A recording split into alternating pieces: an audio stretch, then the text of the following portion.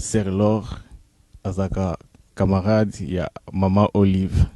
Alors on a habité, parce que ce que je sache, dans mon concert, mon corps, Bobeta, puis Maman Olive, à Yemba Nakati.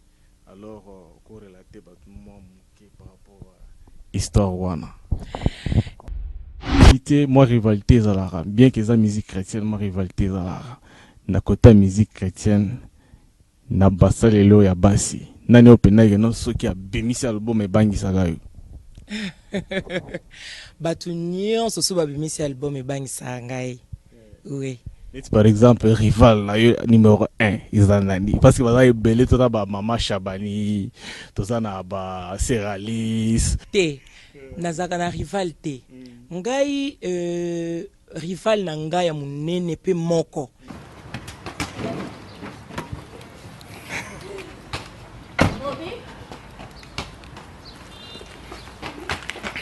Ande lelo. Ya mon carré bani, oui, Zambie, Bigato, rappelle Zambie, Salam, c'est bon. Alors, bon, Bonsoir. Il est tout supporter. Malgré tout, toujours, vraiment, nous, Mickey, Banini, Batou, Rande, Tira, Bacha. Bon, on a vraiment, voilà, dans ça, t'es content, on a belle photo, ça là. Moi, vraiment, la distraction, on a toi, on a monté quoi, on a un concert, il y a un Zambie.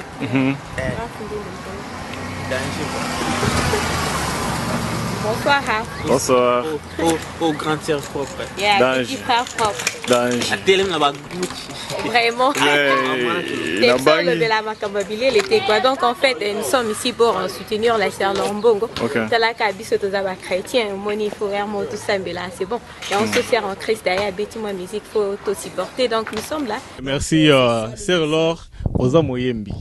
Je suis sûr que maman Cholo Basiko improvisant dans l'Oyembo et Oleka très cool. Comme ça, tu clôturer l'émission en beauté. Zila na kaniselo komona koki koyemba.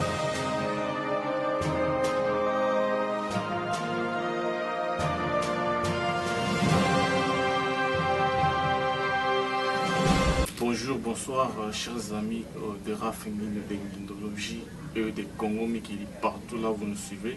Alors je suis très heureux de vous retrouver encore en train de suivre notre show d'aujourd'hui. Donc on est toujours le loto yamba moyembe munene. Il y a Congo, il y a Afrique, il y a monde dans la minute. Nous avons la sœur Laure Mbongo Lemba. Donc elle n'est plus à vous présenter car Binomo Boyibika. Donc bonsoir ma sœur. Bonsoir mon frère. Alors on a ça Lelo.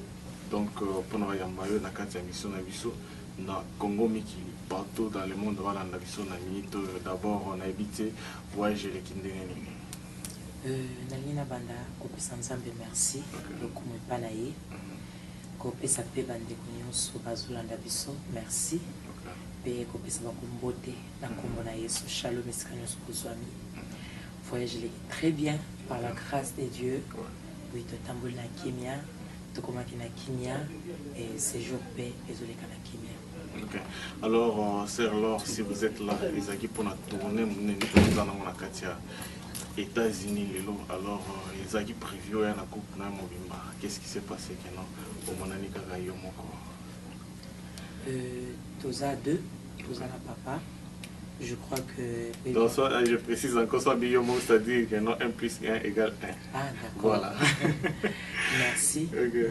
Donc na des révisions na yo, toye moko.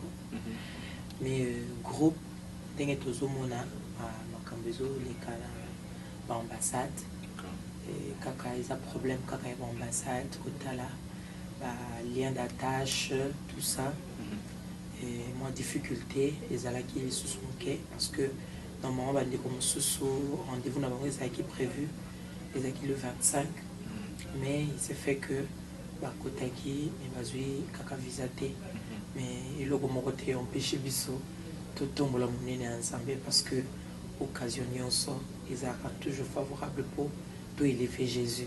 Donc tous a bomoni et tous travailler na équipe ya awa bana na nzambe ou balingi nzambe oyo baza pour accompagner biso mais j'espère que ce n'est qu'une partie remise na Washington tous ala une équipe mobimba na Dallas tous ala une équipe mombala ya Kinshasa la mano Didio mais Manchester ezwi grâce wana te, Boston ezwi grâce wana te, mais Nzambe atikali Nzambe, je crois qu'il y a cette occasion pour la prochaine fois baya.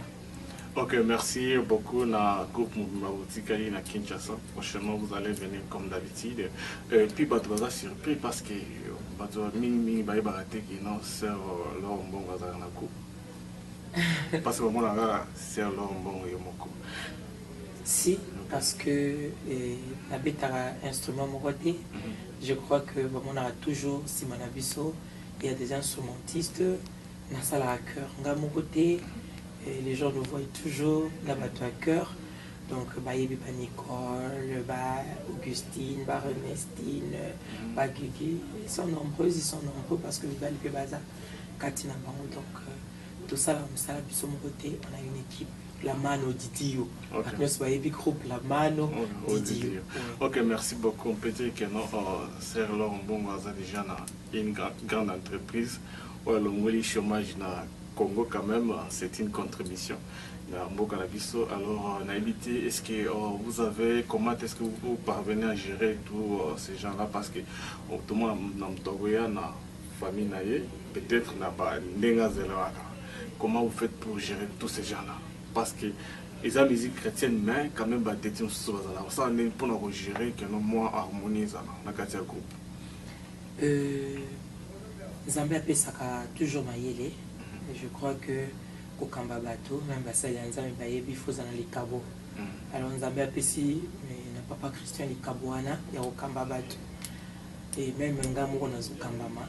Donc, Motema Wana, Nzambe Pesaï, Maïli Wana, Nzambe Pesaï, il y a qu'on maîtriser par humeur, par tempérament, par ma communion. Donc, surtout que la vision est allée, vision des moutons coordonnés nyonso. Alors vision ana izo sala que et musala ekoba d'abord baza vraiment disposé ya ko sala. Donc eza grâce ce qui Nzambe a pesi vision a pesa ka provision, c'est-à-dire a pesa ka le lenge oyo mutu a koki ko sala likambo na ba compétences nyonso. Ok. Alors ma sœur n'a évité parce que les lots moki mbezo na na méditer batebele batunanga bino sokutaina ambassadrice na biso quelque part. Il faut tout y être. Peut-être c'est une question, peut-être c'est la première fois nous poser parce que on a l'eau bon mais pas éviter que l'eau bon au quelque part. Alors pour ça on va qui il y a pas bayoka oyembela bango quand même parce que ça moyembi oyembela quand même mon morceau ya nzembo oyo oyemba pour la toute première fois dans votre vie. Pour la toute première fois na vie nanga, c'est très difficile. Peut-être na carrière. Okay. Oui. Na carrière, nzembo liboso otobandi koyemba na coulisse. Tango nanu papa Christian Otiko sala la main didio. Biso nous otobandi répétition na année 2001. Et ça qui bon on son motuya. Yango nzembo liboso toyemba oyo a composer ki Alexis biso tozoyemba. Oyungai naza linango ezali seko wombonayo nyonso ya motu huya nangai bijute bobele seko bonayo sokinga nako yembayo puna ilazana amosusute bobele seko wombonayo oh Yesu yokanga nabele liko bonayo ponga inazali isena yo nyonso ya motu uyana ga oh Yesu yokanga. Merci. Je pense que tout le monde va bête ma boca dans ce CP là. Surtout janvier Mukeba. Quand même c'est Renga parler le CP li. La fille métallique. sera paloli alors na évité wana ezaki nzembo yembi ya liboso donc bato comprendre que non ser mbongo a composaka na ye te ezali na moto akozelaka mpo na ye eza ngolu ko-composer to koyemba c'est une grâce que nous recevons de la part de Dieu et ça ne sert à rien ya koloba te na composaka pe ou bien te na composaka te. Je crois que ezangolu ce qui nous a apesi nga apesi et ce qui nous a apesi papa Christian apesi ce qui peut apesi mosusu apesi. Je crois que nzembo nyonso motuya eza écriture ya papa Christian inspiration ya bato nzambe mais leki na nzela ya papa Christian et ce qui peut nzembo na nzela nanga lokola nzembo lokola skuza lokola ana eza inspiration ya nzambe na nzela ya maman Laure lokola mibange arrivaki ndenge ni inspiration ya kindenge inspiration eza monde ya nzambe composition eza eloko mosusu inspiration ekoki koya na nzela ya losambo inspiration ekoki koya na nzela ya prédication inspiration ekoki koya na bafe oyo okutani nango directement oyoki mélodie komata pe maloba komata kati na yo et na tango wana nde balobi à la fois ajouter la connaissance ce qui ozwi déjà inspiration maintenant il faut fanda okotisi siko mayele ya bomuntu pona koloba nzembo bakomaka ngo boy fona banda na introduction na kena développement si mana komi na conclusion wana siko ekomi na moment ya composition ozwi inspiration ya nzambe déjà maintenant komi ko arranger yango ko tiango pe na ba norme ya musique ko sangisa maintenant instrument nini na nini o esengeli zala elongo po ebimisa nzembo wana kitoko parce que ba mélodie pe e kontaka. Donc c'est ça au fait mais inspiration lokola ana eza nzembo oyo tunayemba ki yango na kati ya prière nanga. J'étais en train de prier ezaki bongo na mboka Irlande tozaki na kati ya ba prière tozo sambela na kokila et directement na komi koyoka message wana komata kati nanga koyebisa nzambe par rapport ya oyo aza capable ya kosala. Alors tango nazo loba et directement na komi koyemba voilà parce que nazo yebisa nzambe oyo ayebaka kati ya motema ya mutu oyo ayebaka oyo ebombama oyo amonaka maba ya namane oyo bato nyonso bamonaka te mokonzi monene na bilamba ya kitoko na nzoto me na se ya motema na ye abombaka na se ya nzoto na ye abombaka maba e ayebaka pe pasi ya ana ayebi pasi ya église ayebi pasi ya mutu moko na moko ya ndeko moko na moko oyo azolanda biso. C'est comme ça et banzembo na biso yaka mingi bongo même papa Christian amonaka ba composition na mingi ezaka surtout za na kati ya prière neti loyembo lokola na ngomba otozoyemba a composaki yango na Israël likolo ya Mont Carmel tango tomati likolo ya ngomba tomoni oyo toyokaka na kati ya Bible ba prédicateur ba teyaka biso pe tokotaki na dimension en prière makasi vraiment esika wana nde nzembo wana mataki akomi koyemba ye ngai mosala na ngai eza soki azoyemba nga na zwi et soki nga mpe nazoyemba na kati ya prière ye mpe azwi oyo akozala pene esengeli azwa comme ça et complémentarité wana ezosalama vraiment. Donc banzembo na biso mingi yaka na nzela ya prière parce que topasaka vraiment ba moment mingi na présence ya nzambe. En tout cas vraiment oyo eza ma prédication bolobi papa Daniel oyoki yango place ba inspiration uta pa nzambe. Alors sœur Laure, pourquoi na ki otcholo ba o ezani lité vraiment ozote pourquoi pas otika mamoye motika église vraiment que non pasteur Laure Mbongo oui que non ça la plein au sakanati parce que otcholo ba même les pasteurs sont édifiés même mon frère là-bas vient derrière la caméra non sentir là baba amen donc même notre frère Christian là-bas la monia so ba amen donc est-ce que otika mamoye mbate okomika pasteur te na bengami na loyembo oyo nazo sala soki kozala malamu eza parce que nazo sala ngo esika oyo nzambe amoninga. Voilà donc c'est différent kozala esika oyo nzambe azomonela yo na kozala esika oyo yozo kanisa koko koma. Donc toko kende te au-delà ya oyo nzambe a pesi yo donc ba limite oyo nzambe atili yo oko déborder te parce que soko déborder azo luko na gauche au mono na droite to azo luko na droite azo mono na gauche eza na sens te. Je crois que et ce qui n'a koki ko yeba liloba na nzambe eza po ekende penza ko kembisa loyembo oyo toza koyemba soki toza s'exercer tout le temps na kotanga liloba na nzambe eza po ekende kokembisa oyo biso tozosala lokola musala pona nzambe na biso. Donc ça n'a rien à voir na ministère et autorité parce que côté ya na avoir le ministère c'est différent na kozala et nazo ko exhorter mais naza appelé te ya ko exercer ministère et autorité.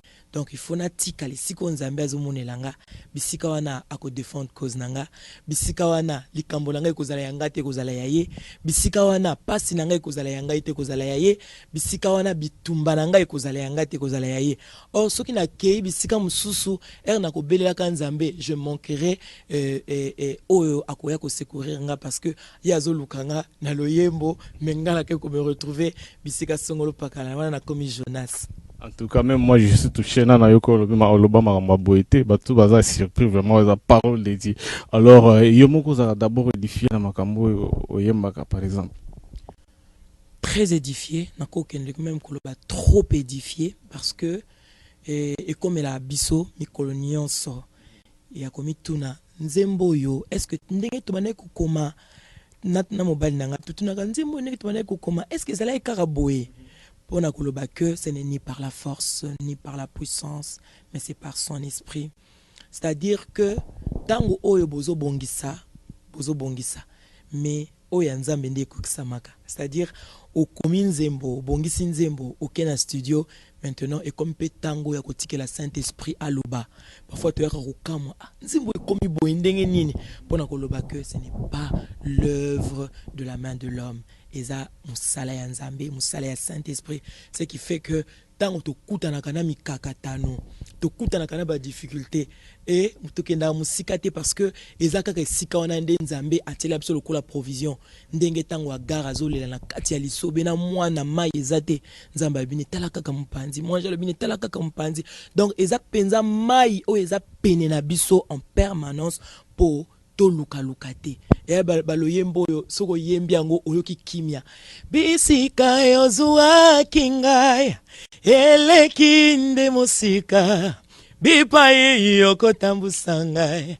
ngai na yebi na ngai te miso moto emonaka oyo ezali pembeni elele kasi oyo emonana kate elele miso na nzambe nde monaka molimo na yo alobeli ngai oyo bombeli ngai ya minene o kasi miso ya moto ekosi ngai etalisi ngai moto na pasi. Donc banzembo lokola na ngomba ezotinda biso moko na kati ya prière banzembo lokola eumela soki ekoumela kasi ngai nakotika yo. Oh, bandeko na ngai vraiment ba occasion bo raté te pa lobi ke no sera ko na North Carolina ako frapper bana New York poza ser lo ya bo vivre blogo en live pour na émission ata umeli suka zamba ko intervenir. Alors toquer trop na spiritualité toujours na siko na musique parce que lelo côté nzambe bien sûr mais si le plan musical oza étoile ya mboka alors batebelo a remarqué que non c'est l'or na lycée Bosangani azalaka te donc nazo expliciter question nanga ça dit na Bosangani ya ba musiciens en général ba mona présence ya Sir Lor bon c'est dit à quoi quand je parle en général c'est à dire ya kota mukili na ya kota nzambe quoi. Côté Moukina, côté Nzambe, c'est-à-dire mélange. Donc, bah, tu vas faire leur monde, un mélange. C'est dit à quoi? Naza Moutou, le quoi batunion, je suis pas spécial, c'est Dieu qui m'a rendu spécial. Et par rapport à Oyatika Tinanga, et c'est tout ce que je suis en train de garder, de conserver. Je crois que je n'alinga qu'à entretenir ma relation humaine, mon propre, avec tout le monde. Ne pas avoir de problème, na songoloto pakala. Ce qui fait que, au tunamutu, donc j'aime ça. natalaka nazaka mingi observateur na habité ceux qui observatrice ko lobama oui donc natalaka mingi ceux qui a bonjour papa, bonjour Yaya, bonjour maman. Je préfère Kosuka wana que peut-être ceux qui au kota na mozindo et msusu au perdre relation. Donc on a préféré kozalande on a malamu avec tout le monde mais pas ami à tout le monde parce que amitié ba partager on kaka na mutozo sentir que bozana molimo moko. Donc c'est-à-dire na préféré kozalande on a malamu na batu nyonso.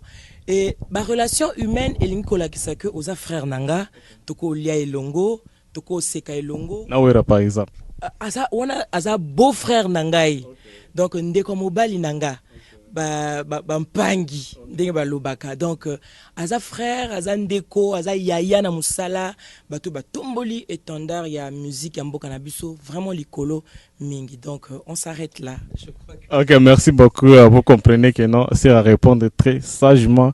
Alors on a évité moi rivalité zalara bien que ça musique chrétienne moi rivalité zalara na côté musique chrétienne na basalelo ya basi nani opena yeno soki ya bimisi album ebangisa yo batu nyonso so babimisi album ebangisa ngai oui.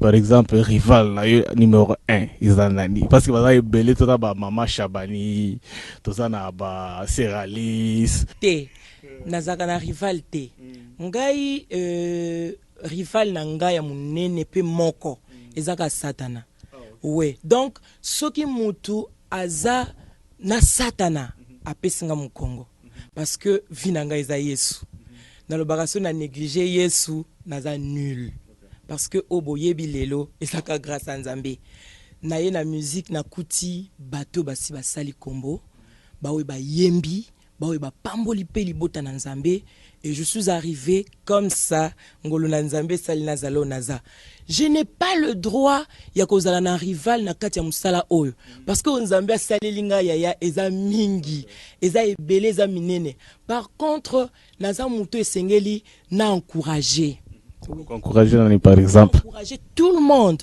c'est pourquoi na lobby mutu nyonso na musique na mboka na biso soki abimisi album et bang sakanga ko banga nanga ezate parce que na sens ya rivalité non ko banga nanga ezake to umela na kati ya bonzambe et oyo toza ko pesa c'est une forte responsabilité. C'est une... Ok. Ma sœur Badoyoki, c'est très sage de ta part. Alors, on a évité Oyoka Rapi album yaba Ningana yo en Christ. So babimi si penda ochi Oyoki. Nazaka muta sentiment pendate. Donc na yokaka mingi. Banzembo nyonso oyo na trouvera quelque chose na kati nango. Ok, entre autres, eux se retrouvent quelque chose. Parce que l'émission est moi prévalable. Puis que nous interpréter moi titre moi muke. Ya oyo moko kopona. Na basale o bayembaga surtout côté ya basser. Moi extrême muke kaka parce que yo kaka. Oluba ke no oyo iza muzindo ne tushaka yo. Moi moko anaka ya muzindo tusha yo. Moko po yo moko pona. Je crois que pour na kotia tout le monde à l'aise parce que émission eza pour tia batu nyonso à l'aise na lingi vraiment na tia ba consoeur nanga nyonso à l'aise et puis ba confrère nyonso à l'aise na oyemba nzembo moko te. Merci beaucoup. Donc alors ce qui est là par exemple Sœur Marie Misam a proposé pour Misa Tamsusu comment dirais-je dio position nanga kozala prière parce que je peux pas marcher na sentiment parce que frère nanga sengi non sœur to sala dio non azande konanga oyo na eko kuta na kati ya musala Nzambe comme pe ba frère mususu ba kokipe ko senga comme pe ba sœur mususu ba ko senga ezala bandeko oyo bazo banda pe ko yemba sika nyonso to kotara toujours prière to sambelaka. Ce qui est la volonté en Zambie, on le fait. Si ce n'est pas la volonté de Dieu, on ne le fait pas. Ok, merci beaucoup. Il n'y a pas longtemps, Tocho perd quand même au Salimounen en Zambie, frère de Baba. Nouvelle année et comme elle a boni. Ezaki makasi mingi parce que baza quand même aza parmi bato batomboli pe musique ya mboka na biso likolo mingi. Vraiment, ce qui fait que tokokai ko fanda te. Je suis allé vite ko mona maman Toutou pour na ko solo la naï parce que ça fait mal. Bokabwani nazo ko me souvenir surtout na cimetière nazo tala ndenge nini mwasi atikali loboko na ye ezangi alliance nazo tala bana, ça fait trop mal. Donc pasi wana et comme là qui bato nyonso makasi na matoi mais comme biso bana na nzambe tolelaka na ba baza kolela kaka selon le Seigneur, c'est-à-dire to lendi saki to pesaki espoir et que son âme repose en paix. Et nayebi que akufi mais akufite parce que âme naye ezako vivre pour ayambaki Yesu et puis ba œuvre naye eko édifiaka toujours bato. Ok, merci beaucoup. Alors, Tokota ina moi temps moi chauffage. Donc alors 10 ans de carrière. 10 ans de carrière Lilo, c'est leur bongo moi bilan. Parce que ce n'est pas facile, 10 ans de carrière parce que moi on a mis album après une année à Katana ya boumi na. Deuxième album à Katana boumi ma solo na tam ça changer le côté. Nous avons pas nommé maintenant mais oh azaki frère mais comme sundo molo ndenge oh azaki sert non mais c'est que bo ndenge mettre 10 ans de carrière aux tenir bilan. Ngolu na lobana ngolu et na lobali susu que Yesu kaka. Biso moko soki totali simati lelo tozoloba to sengeli to compter na yo lisusu nzambe tokokaki te na biso moko yaya tokokaki te parce que na 10 ans ana eza lokola bato basali 30 ans parce que tokutani nango ya ndenge na ndenge toyebi nkembo toyebi pe kokitisama tomoni nyonso.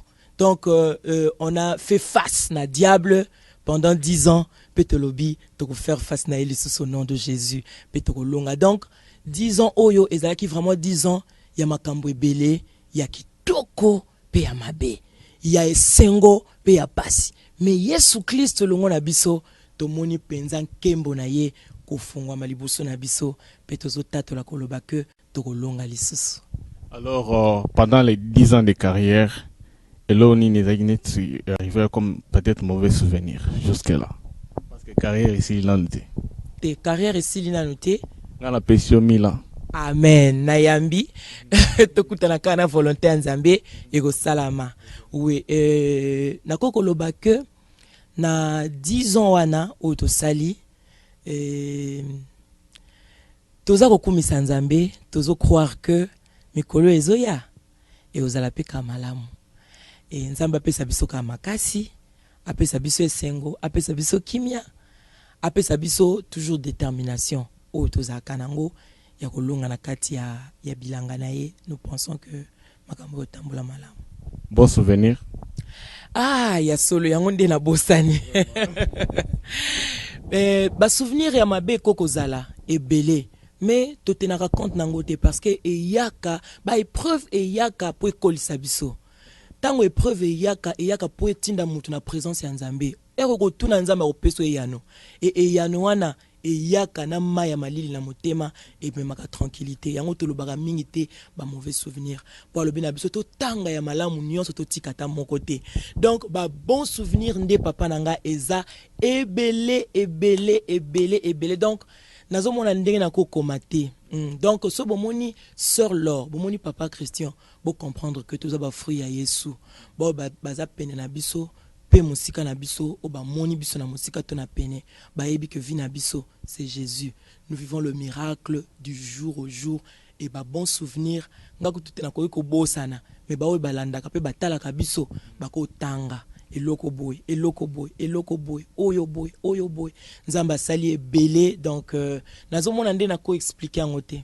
Ok, tu comprends que ça est belé, donc moi expliquer ça te, donc balandi na biso va comprendre.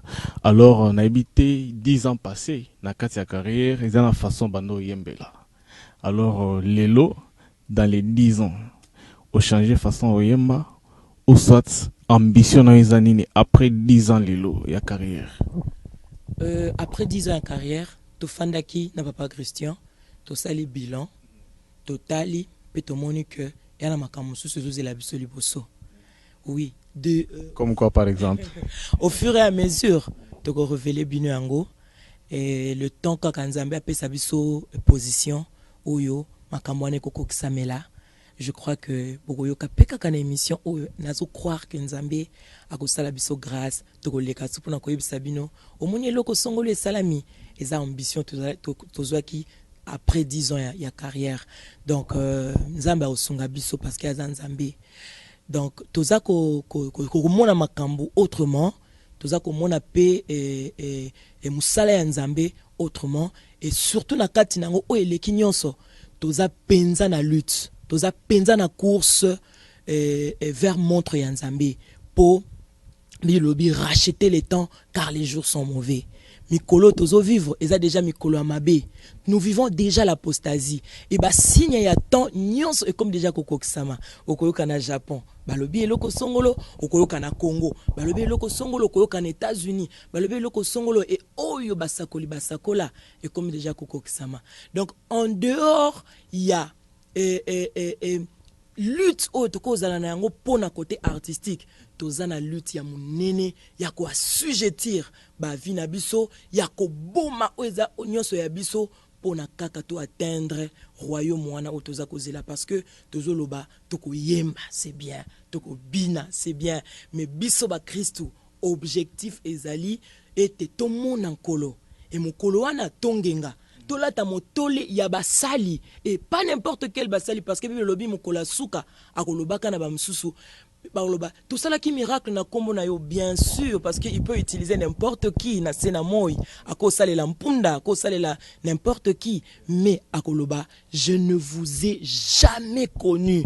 Donc na toyembaki tolelaki tolalaki na se tosambelaki mais lobi na yeba bino atako yebate yango nde penza lutte na biso contre biso moko de façon que yeso tozo yembela oyo bato bazo mona nkembo biso moko tozo mona nkembo to mona yesikoyo face à face. Donc si maya 10 ans to yebite nini koya lobi mais posa na biso eza to sala kaka o tozo salate mais to mona nzambe. Ah ok, merci beaucoup. Alors on a évité ce qui est là par exemple qui est producteur à Mounene aïe les lois va gagner produire c'est leur bon peut-être un producteur peut-être na États-Unis oyimba ba musique na dimension est-ce que c'est un bon quoi si seul na rokokate parce que na linga peu ko travailler seul té na linga toujours ko travailler na aide ya Saint-Esprit mais na zala kapé prête ya ko apprendre. Donc et si ko nzambe même si ko tozo mona lelo to bandi déjà apprentissage. Oui, parce que ndenge na lobaki avant na foi doit ajouter connaissance. C'est très important parce que celui na koyemba ba organe peut-être ndé na ko zalaté na mitema ya ba ebele pe oyo bazo linga pe musique. Donc ce qui côté spirituel les kitoko côté artistique pe kitoko. Toza na vision moko je crois que ozo kota kaka na moi muke ya makambwango déjà tozo se préparer parce que tozo croire que lobi kitoko mingi. Alors na émission na biso ezana bala na biso na ba tendance nyonso dena lo baboya les autres ba zela elo mo boye. Alors tozo na lisolo parce que oya ki tourna donc tourner mune na kati ya États-Unis au beta déjà concert mon à Boston. Alors concert les gars qui boni concert les kitoko papa kitoko mingi, on a prié, on a chanté et on a dansé pour le Seigneur. Vraiment que Dieu bénisse bande qu'on a biso à Boston. Tout s'attendait qui n'angote automoni kolo pambola bino bande kwa Manchester esika otoza sikoyo auto place to fandi place toza basé Zambia pambola bino na oyo nyonso bosali parce que to komi lelo to petit concert lobby. Imaginez mais Zambia pambola bande qu'on a biso que Dieu vous bénisse abondamment kaka ngana papa Christian to petit concert to yoko toute équipe to répéta et le côté. Mais ce que le Seigneur a fait, pe oyo bande kwa Boston ba lakisi biso kombolingo vraiment Manchester, Boston, puis de partout, place Bouti, Kola Pambola Bino, na Kombo na Yesu. Mais sûrement on n'a pas été inquiété parce qu'il semble que non, bayo sala ser leur bon désordre à bétaté, est-ce que bété qui boni? Te na tikala ko mona désordre te personnellement, na moni désordre te, na moni kaka nde na ye na salle, na koti, to koti na vestiaire, to sambeli, to salimo répétition moko moke kaka, to mati, to beti du début à la fin. Désordre pour nous le vrai na miso nzambe. Ok, merci beaucoup parce que nous se prévoit l'appui et puis prendre information na source parce que ils na bande na miso source bazana angle vision moko boye qui semble que non c'est l'or azaka camarade il y a maman Olive. Alors on a habité parce que ce que je sache na mona concert moko bobeta pe maman Olive ya ayemba na kati. Alors, corrélaté par rapport à l'histoire wana. Te concerne à Bissoté, ils ont qui prière nationale, prière pour Namboka parce que Tolobaka, nous aimons le pays, c'est pourquoi nous prions aussi pour le pays. Et nini prière wana ils ont qui organisée na maman Olive, la première dame, au Petozo ko pesambote na lokumu nyonso en passant. Donc ils ont qui prière nationale et j'étais choisi pour Nakoyemba Loyembo Oyo à Lingaki Ayemba. Comme c'est la sœur Laure qui l'a chanté, c'est pas que la sœur Laure a ce qui n'est non, mais c'est juste Koyemba na Muto Yayemba Loyemboana. Donc pour Nakotali ça peut que bakonzipe balingi nzambe pe bazo linga ko salela nzambe. Mais koloba amitié bazaka muninga mukonzite ata botanga na classe moko. Je pense que bato baza éduqué pe bazui quand même moi ba notion amuke à savoir vivre ba yebi ke bazalara muninga mukonzite ceux qui oza na société ata botanga ka na mukonzi classe moko. Je pense que okoloba chef. Oui, donc amitié na tikali ko zwa grâce wana te ya ko sala amitié na première dame et ezalaka pour na circonstance wana et après nazwa ki le sous surprise ya munene komona ina ndaku na ngai mukolo moko je crois à 16 octobre 2010 ezalaki vraiment surprise moko très agréable parce que eza etikali ekoloba maka ekomama et je sais que eza esengo mingi pona bomo ina biso et donc en dehors ya wana na tikali ko entretenir ba relation ya amitié parce que nazara même pas na numéro ya première dame ko benga eboye j'en ai pas. Donc je pense que ezakaka grâce à Nzambe alobaka na kofandisa bino na bakonzi et ezana ba promesse mususu pe apesa ya minene koleka. Je crois que akokokisa rango kaka donc ya minene lisusu ezo ya lisusu ya koleka oyo to sitomoni ndenge to yembi na kati ya nzembo skuza tomoni na miso kasi alobi esilite o nangolu na Nzambe to komi bampongo oyebi mpongo aza aigle avulaka na stratosphère et non na atmosphère soki Nzambe alobi okokoma mpongo akupesa onction ya bampongo. Donc ça n'a rien à voir na ba relation peut-être et amitié na rozwa honneur wana te na lokuta parce que na linga vraiment vérité. La vérité c'est que nazwa ki ngolu ndenge ange a visitaka Marie tongo moko boye amoni ange aye tu es béni parmi toutes les femmes et Jésus le fruit de tes entrailles est béni. Et ko sala mandenge ni nokobota mwana na ngoya molimo mo santo ayebaka te azwaki ka ngolo. Donc mutu musupa koloba pona nini ezalaki songolo te ezaka grâce kaka oyo Nzambe asalaki ndenga pe nazwi ngolo par sa grâce. Ok, je pense que tout le monde a quand même une réponse à la question que vous posez qui. Papi Mangwala, les descendants de Zalaya à Paris. Kutu apesi mwana na ye kombo ya Olivia, voilà. Donc ça n'a rien à voir, ezaka une bonne coïncidence pour nanga parce que nazaki koloba toza la mwana mobali. Na lobi soto boti mwana mobali na opesi kombo mobali nanga Cristiano.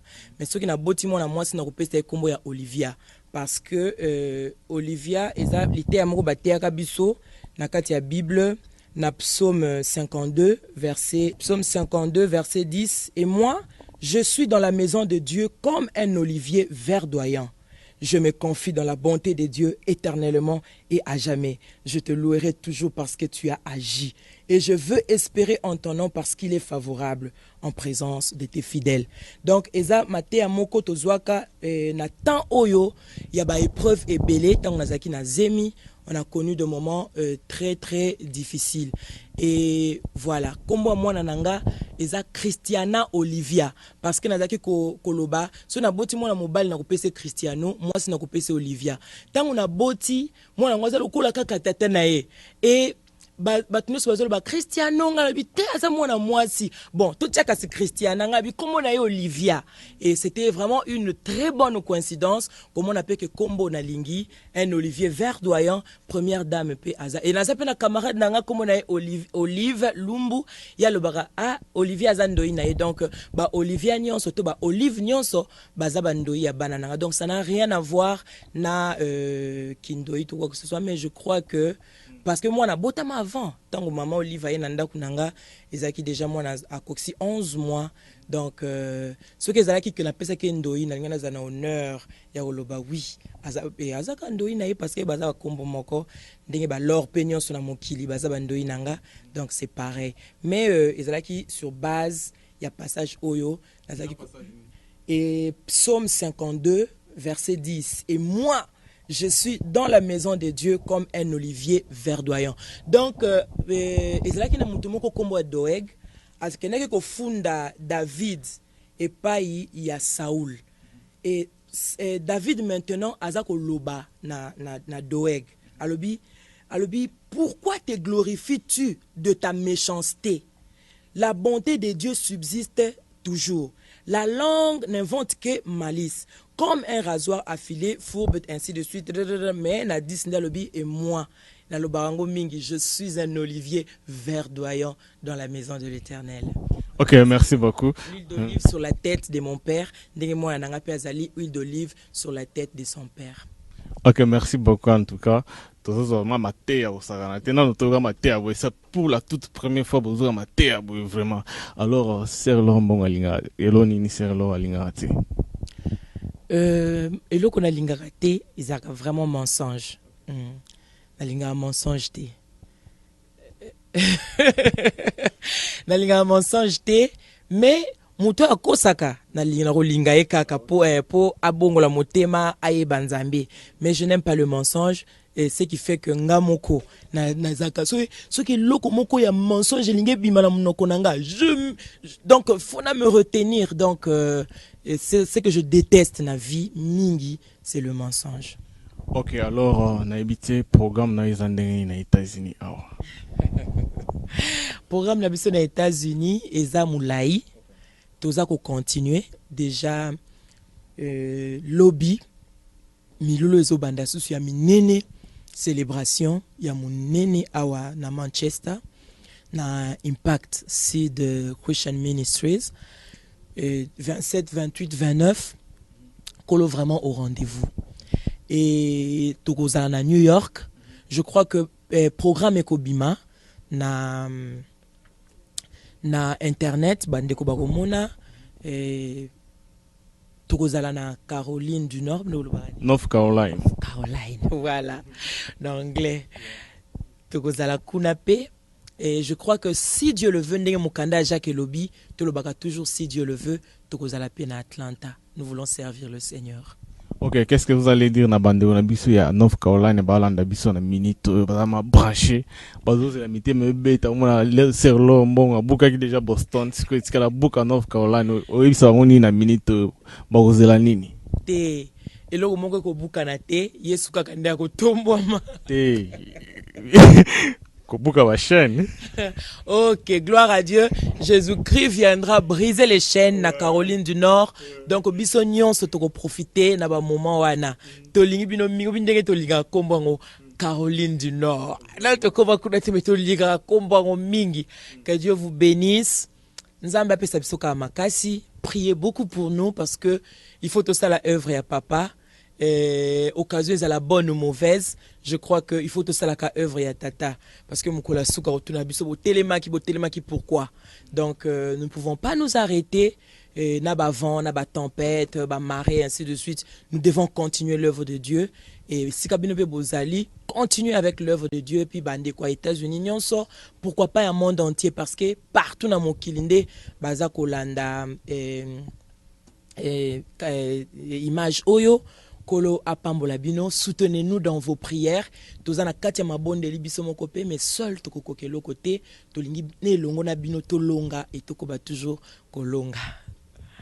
Ok, on a évité Badat et vous allez afficher na katia émission to communiquer nos Badat oyo serlo robeta na katia North Carolina et puis robeta na katia New York. Et puis au BTP na Phoenix, voiture soufflenga. Alors on a évité ce que vous a ouverte na ba producteur mais sur na ba États-Unis ba bet alors bon on a minto parce que pas Hollande. Est-ce que vous a disposé? Oui, tout a disposé. Tout a toujours ouvert na ba producteur nyonso. Oui, na ba producteur nyonso oyo ba lingaka que tout ça la musala nzambe elongo na bango. Et la mano didio efongola vraiment bikuke na producteur nyonso oyo alingi ko sala na biso musala surtout na ba etali ba production scénique. Alors peut-être vous en avez besoin de contacter biso benga biso. Ezakamala mingi, c'est pourquoi même na ba concert tu peux ça même ba adresse na biso à Kinshasa. Tu peux ça même ba adresse il y a contact il y a Afrique, il y a Kin pour de temps en temps pour benga biso oyoki loko moko boy benga biso zwa information na source yango nde leki motuya pour que église ezala unie parce que na temps objet tozo loba diable azako sala et bato nyonso bazo travailler na monde ya ténèbres pour to tanga te ba biloko songolo to pakala ba science songolo ba loge songolo to pakala ba maison songolo to pakala benemi baza unis baza na solidarité ba komi vraiment mutu moko. Mais biso diable aza ko distraire église alors to lingaka vraiment oza opambwami pambola musala oyo oza na esengo sepela na musala ya nzambe pour que kende liboso. Alors contact na biso awa na États-Unis okoki kozwa biso na 001 603 29 46 389 001 603 29 46 389 ou bien au bengi pasteur Daniel ou ya bengi biso pasteur Daniel Kassa et na 001 603 94 36 190 603 94 36 190 yango wana nde ba numéro oyo okokozela biso. Ok, chers amis téléspectateurs, quand même, vous avez suivi, les contacts sont là. Si vous voulez contacter notre sœur Laure et le frère Christian pour livrer peut-être un concert. Ok, ne vous en faites pas, nous allons afficher l'email au bas de notre écran. Alors, tous ceux qui veulent peut-être produire notre sœur, n'hésitez pas à appeler à ces numéros. D'ailleurs, nous allons afficher les numéros pour vous. Ils sont là, ils sont disposés pour livrer le concert dans n'importe quel coin des États-Unis. De tous ceux qui sont bel et bien à la fin de notre émission, n'habitez l'oni tobosani et puis peut-être lingi obakisa. En tout cas, message nangai ya kosilisa émission oyo ezakaka ya kobenga église ya ko se réveiller. Mikole komi mabe ndenge na lobaki tantôt tango komi ya kobeba. Bien-aimés, rachetons le temps car les jours sont mauvais. Tozo loba, tozo zongela koloba.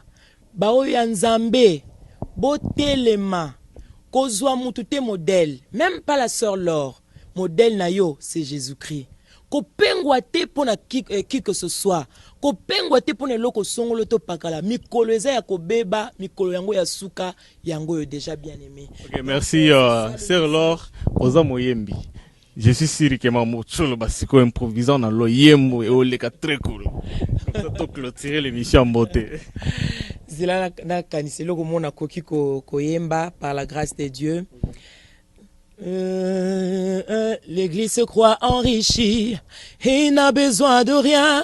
C'est parce qu'elle ignore, elle est nue, aveugle et pauvre. Où allons-nous, Jésus? Où allons-nous, Seigneur? Le monde est corrompu, Jésus. Oh, rachetons le temps, Église. Aimons-nous les uns les autres, totika ba iloko mususu, to lingana, to yambana, to zanabomoko, pour église des a besoin, il y a unité, pour Yesu azolokumu davantage. Ok, merci beaucoup Balandi pour autre chose. Émission Lelo. Alors, quant à moi, je vous remercie d'avoir suivi cette émission et puis on se retrouve à la prochaine occasion. Bye.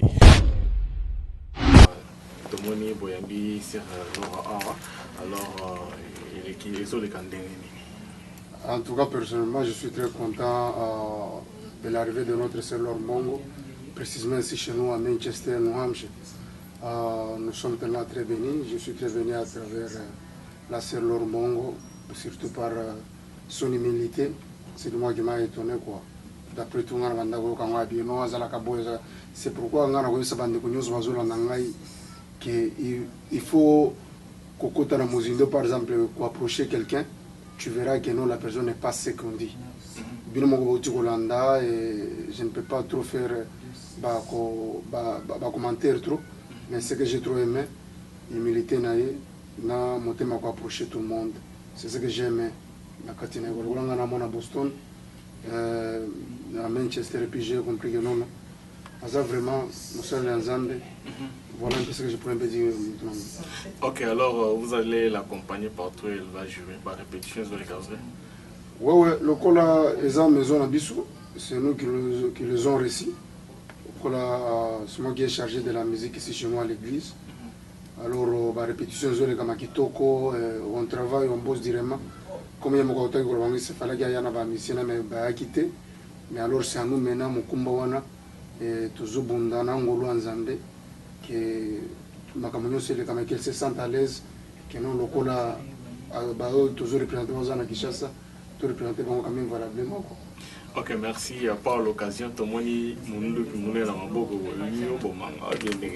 ce qui est représentant, on a pas de biso frère Zanini. Normalement, ils ont dit que tout cela dans l'émission, tout cela Yonangai, il y a un Congo Mikili et puis même à Montréal avec Yves. Na le bac à propos de l'album et tout ça, on a déjà présenté ça au niveau à Montréal avec Yves. Avec toujours Congo Mikili et l'Arabie partout. Il n'y a pas longtemps, c'est Yesterday's Gone qui dit tout simplement que hier est parti. Et maintenant pour le moment, l'album est déjà valable et est déjà sur le marché, si je peux dire. Tout le monde qui veut en avoir, il peut aller sur sur mon website www.bvincentmusic.com. Ceux qui veulent acheter mon album, ils peuvent aller toutefois sur les iTunes, ils peuvent aller sur Amazon, ils peuvent aller sur eBay. On a terminé aux États-Unis. Album Vincent, mon album directement, tu peux en avoir.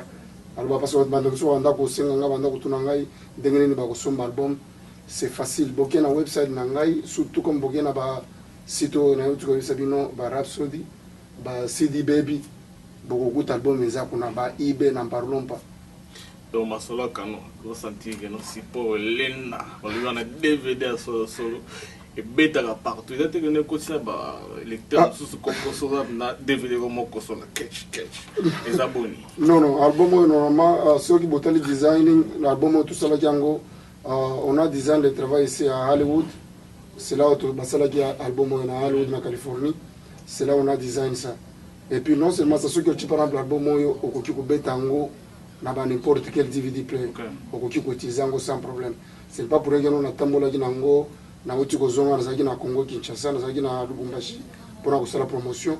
Et puis na Kin, dernière minute dans une émission spéciale au bêta on lui saurait au voyage les gars qui passent ça moi tourner mondial tourner vraiment au bêta lui solo parce que tout ça son amongaté on doit profiter à ba support DVD déjà prêt ba Amazon ba eBay baquet na YouTube, iTunes, tout va quoi.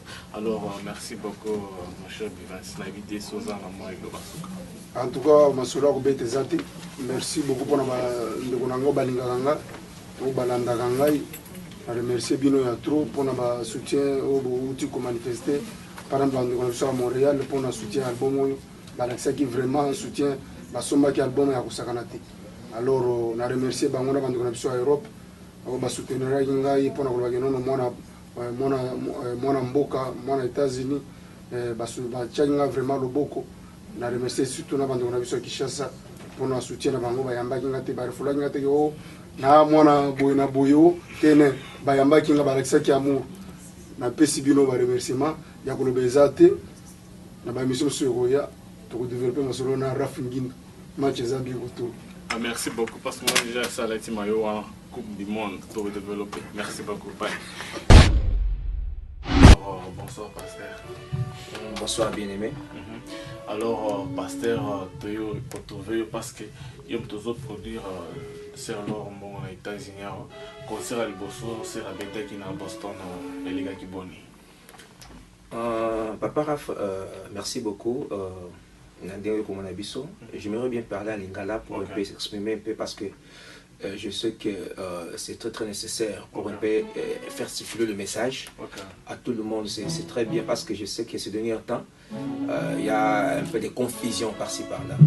Alors, dans Kolobake, concert les gars très bien. Je dirais bien très très bien par la grâce de Dieu. Je crois que tout ça n'a pas tourné aux États-Unis. On a bien tourné aux États-Unis. Tout ça n'a pas tourné aux États-Unis parce que nous sommes obligés d'amener l'évangile de Dieu. Bible le Bible qui est partout dans les coins. Alors, tout ça n'a pas na Caroline du Nord, tout ça n'a pas na New York, tout ça n'a pas na Texas, tout ça n'a pas Arizona. Alors parce que ça musala bango bazosala nzambe biso pe toza disposé à kokomisa nzambe wana. C'est un peu ça.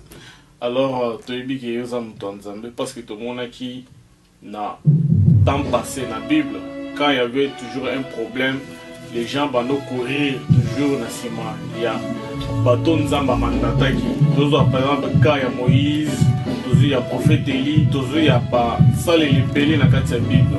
Alors na masolo ezolega mikolo yo ya ba ninga na biso ba résistant ba combattant tout ça et là on en tant que mosala nzambe mutu na nzambe poko expliquer ba on a minute yo na kanisi ezali deuxième fois na cette interview à Liboso na radio ya bandi na biso à New York na expliquer ba que biso tout ça la politique té biso tout ça ba panzi sango bana na nzambe tozo panza na Yesu Kristo. Alors moto alingi kosala politique akende na Congo kosala politique. Alors vous savez ba combattant bazo bunda pona mboka. Na lo banini est-ce que na kopekisa bango mutu na mutu azo salit na ndenge na ye. Mais biso toyebi ke Congo ko changer na losambo. Soki to bondeli toyebisi nzambe ke Congo changer Congo ko changer na pese ke bato exemple Néhémie tant nzamba ebisi Néhémie akende ko bâtir mur de Jérusalem ba pese ke eza Néhémie na Jérémie bazwa ki mission wana okomona ke bango ezali na nzela ya losambo pona ko bonda pona tina mboka na bango soko tali Daniel abondelaki pona tina ya mboka na ye osoma que le sambo ya ngonde eko ko changer makambo ebele. Alors soki mutu amoni que non voilà akosala lite na ndenge na ye ekoza démocratie mais biso na kati église tout ça na démocratie té biso na kati église tout ça na théocratie. Vous comprenez? Il y a la différence entre théocratie et la démocratie. Alors, qu'est-ce que vous voulez dire par la théocratie? La théocratie, nous sommes conduits et dirigés par Dieu seul. C'est ça la théocratie. Nous sommes conduits et dirigés par Dieu seul. Biso na quatre églises, tout le bâti, nous voilà démocratie, tout ça la beauté. Biso tout l'andrande au Nzamba lobby. Pour Nzambe mutota chef. Alors, pasteur Nzambe mutota chef. On peut dire que non, aujourd'hui, ceux qui battent les autres dans la Congo, c'est Dieu qui le veut alors. Nzambe azali nzambe ya ordre.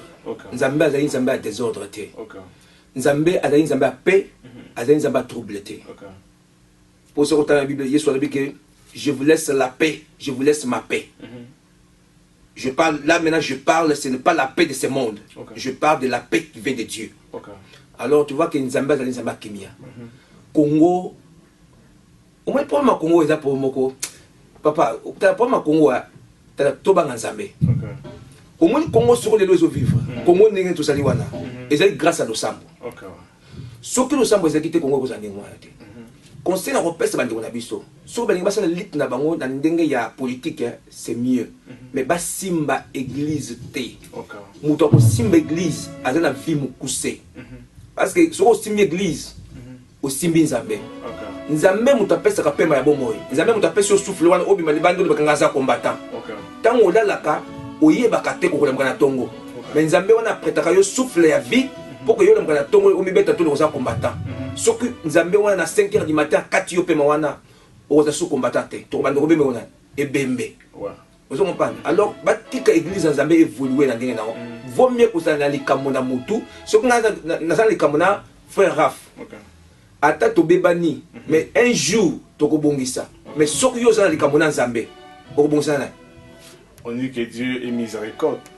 Nzambe a miséricorde, mais il ne faut pas oublier que c'est un Dieu aussi jaloux. Alors qu'il a partagé la gloire na mutute. Nzambe aza kokote. Nzambe azali grand-père te tout le peuple français. Nzambe a kotika la Nzambe. Et ça pas toujours prier pour changer Nzambe. Et ça pas toujours liberté pour changer Nzambe a kotika la Nzambe na bon Nzambe na ye. Yenda keleki mukili, ikolo pe na se. Alors tout mi tout chie place na ya bon Nzambe na ye. Il faut faire attention, bien aimé. Obi kala. Ce qu'on t'a dit dans la Bible, ce n'était pas permis à n'importe qui d'être dans lieu très saint. Vous comprenez? Alors, ce qu'on a, même sacrificateur qui permet avant il fallait se purifier. Pourquoi? Parce que ce qu'on a la présence sans Nzambe, na masumu, beaucoup de profit. Alors, les lots, parce que c'est tant grâce. Pas tout ça n'importe quoi. Non. Papa, j'insiste beaucoup sur le problème de l'église. Nazo, comme on dit, nazo bon de la bande qu'on a biso. Papa Daniel, pasteur Nakatio Molobate, parce que nazo temps Hollanda bande qu'on a biso, et ne sont pas contre l'église, parce que contre Bassa et Nzambe. Bassa et Nzambe, de balingi bami kotsa na politique. C'est-à-dire, Bassa Nzambe bozo qui est la politique, c'est-à-dire beaucoup de temps nzela na bango, ce n'est pas de leur faute. Bayoko tapo ba saboter musala Nzambe, c'est-à-dire que nous vamos s'occuper na basala Nzambe oyo, bazo que nous kota na politique, c'est-à-dire so koti na politique, c'est-à-dire yende oyo kota na nzela na bango. Te na moni place musala Nzambe moko te ake kotumbula ba combattant ou bien non non, à koti na politique. Non, ko la politique, ça dépend ya musala na Nzambe. Vous comprenez? Parce que lokola na yoki sango ya papa nabiso évêque Mukunda. OK. Évêque Mukunda ça politique na Congo. Ils sont invités, ils sont aux alaka. Ah, mais si koyo bango bazui na France ba lobi que non voilà à côté ma politique. Papa, tout ça fait. Ba tunyo bazo ba combattant wana. Soki lelo président Kabila eko visiter ndako na yakobenga nae. On ne sait pas. Vous comprenez? Au moins, tout le monde changer la mentalité, surtout tout le monde changer Mboka, tout le monde changer la mentalité à Bissomoko. C'est ça, ouais. Vous comprenez? On ne change pas le pays par la violence. Ok. Donc, comme un siècle, il faut comprendre ma cambo. Mais tout le monde en Tunisie, on va changer le Mboka la violence et tamboli. Mais quelle violence?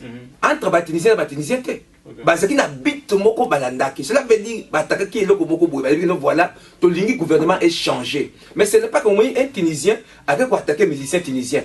Un Tunisien avec quoi attaquer peut-être moilimu na bango babenga ba moilimu parce que ba moilimu na bango. Tout le monde a monté. Parce que bango tout uni. Unité wana yango nde ba dongoli président na bango. Alors soki biso to lingi. Soki biso to lingi to longola gouvernement en place, tout ça uni. Mais un peuple, écoutez, la Bible nous dit ceci.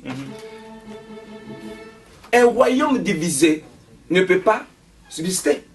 Donc, cela veut dire que ce qui royaume est divisé, ce qui peuple est divisé, comment voulez-vous que nous voyons trop? Nous avons profité. Ce que le peuple a divisé, là ils ont profité. C'est l'ennemi qui profite. Voilà. Voilà. La première des choses, c'est réunissons-nous. Tout ça, c'est beaucoup moko. Nesikoyo, ça on te kangama, te bondi si siko batouana. Mais ce que nous avons besoin de nous donner, parce que c'est la mission. Parce que ah, t'as pas besoin de nous avoir bango. Alors c'est quoi? Intérêt à bango. Alors on a reçu un bango. Tout ça là inu. Otika ko bondi sa bande ko na bino. Bango basé le loko mokote. Bango basé le loko na bino. Alors ce que vous dites, vous avez inu point entrée, vous avez objectif na bino.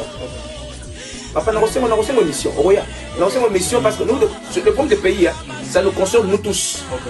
Il faut parler, si nous voulons parler, je ne fais pas la politique. Mais nous avons fait ça, nous avons fait ça, pour comprendre que nous voilà comment nous avons fait ça pour que nous jouons, nous avons besoin de jouer. Merci, Pasteur Daniel, moi, mot de la fin parce que le mois est payé. Et puis, dans une émission spéciale, pour peut-être occuper ça, précision, la marque, toujours les grands temps qui m'ont apprécié. Peut-être les gens vont comprendre parce que tout à même la Bible, dans le temps passé, toujours, sommes en moi, les gars, c'est lui qui a les derniers mots, c'est Dieu. Alors, je ne sais pas les lots, mais du coup, ça va moi, idée générale, au fait, ça par rapport à l'événement qui est idée générale, mon anga sur le Koloba. Le Koloba que puisque vous allez avoir, vous allez vivre aux États-Unis, vous allez vivre en Europe, vous allez vivre bien. Bande qu'on a vu sur la Congo, on va souffrir, il y a des soucis bien sûr, mais et là on a reçu une unité. Ce qui te comprend de l'autre, unité, n'est ce que yo, tu veux conquérir le pouvoir. N'est ce que tu veux qu'on mais ce qui unité est athée, et l'homme reçoit le matin. Toujours dans le matin, toute la dictature. Non, toute la dictature. Toute la dictature. Mais dictature, on a. Bateau va supporter qui yango. Et ça, bateau, l'homme dit que ça va combattre. Vous comprenez? Bateau va soutenir la dictature. Moutoumou, on a le droit qu'on a. Les mêmes bateaux, après avoir été au pouvoir, je ne sais pas pendant combien d'années, alors besoin de biso comme combattant. Et voilà, besoin de biso système nini, il y a Kobundi Sabatu, il y a Kokanga Batu, il y a Kobeta Batu, et puis sur le pouvoir, pour ça. Là, ils ont toujours dictature, ils sont sur le pouvoir. Alors peut-être le Congolais font la mission. Le Congolais font la mission. Ok, merci beaucoup, Pasteur Maza. On a une émission spéciale autour de la Masoloyo. Alors, je vous remercie d'avoir quand même accepté notre interview d'aujourd'hui. Alors, Naïbi, qui va comprendre un peu en général votre idée. Et puis, pour la célébration à anniversaire et à l'église, vous avez invité tout le monde à participer. Non, j'invite tout le monde. On a invité Batunyonso, j'ai invité peut-être le pasteur de la place, j'ai invité le pasteur qui vient de New York, le pasteur qui vient de Maryland, j'ai même invité le serviteur de Dieu qui vient du Congo. Alors on est là pour fêter l'anniversaire de Impact Seed Christian Ministries ici à Manchester. En tout cas, j'invite aussi beaucoup les enfants de Dieu. Si vous êtes disposés, venez et on va célébrer l'Éternel ensemble. Que le Seigneur vous bénisse. Qui vous bénisse aussi. Merci, je vous remercie d'avoir suivi notre intervention. Et puis on va se retrouver pour les détails. Merci beaucoup, à plus.